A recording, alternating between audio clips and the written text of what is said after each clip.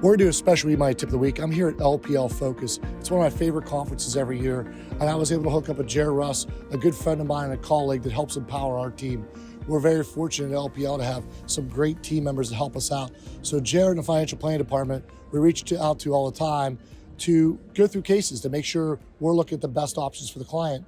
And inevitably, we're going through these cases, we might have two different approaches to do the same thing inside of eMoney.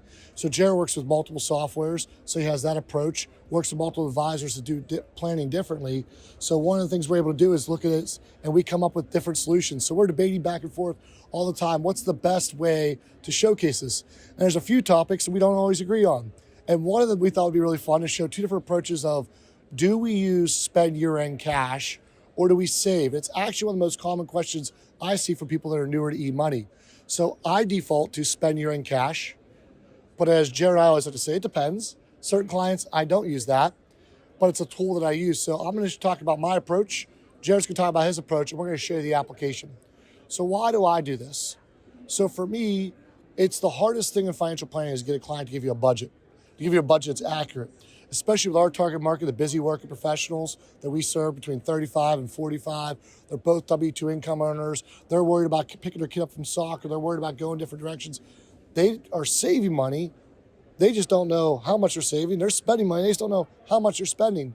So what we want to do is use this tool to convince them to pay a little bit more attention. So this is our sample client, Pam and Jim Helpert here. And right now, this is set up to spend year-end cash. And so what you'll see here is you go into reports and we're going to go into cash flow. This is the easiest way, I believe. So we're going to come under total expenses, and under total expenses, we're going to go over here to left-hand column and we're going to see living expenses. Once we click on this, we're going to see the delta of what's going on here. And you're going to be able to say, we have $50-some thousand that's unaccounted for. What do you guys do with that? Because the budget you gave me didn't have that in it. So you're either spending it or you're saving it. And we got this conversation, your savings accounts don't seem to be going up higher, so you're spending it. Where are you spending it? Because all the things that I'm going to do in assumptions from this point in time are going to be dependent upon that. This is cash flow based software. The other reason why I'm like to do this, I'm going to be coming out of Decision Center.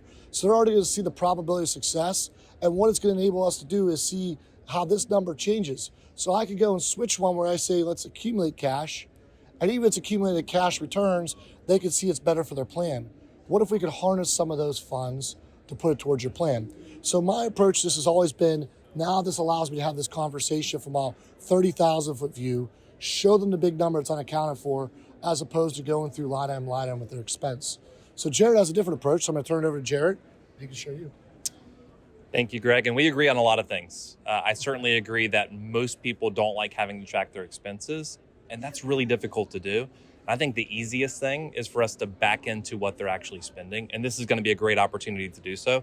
I actually really like this visual you're pointing out here at the top, where it shows what they told us they were spending, and perhaps what they might actually be spending as well if they're not saving that somewhere. So I do like this approach a lot, but my personal preference from a settings perspective is to actually have it initially save that. And the reason I like that is because, as you were walking through before from the cash flow report, we went 2 layers deeper into the cash flow report to find this spend year end to have that conversation. And what I really like if I set my default to save is I can have that conversation right there on the primary cash flow as my very first look without having to remember to go 2 layers deeper into a report to find this conversation piece.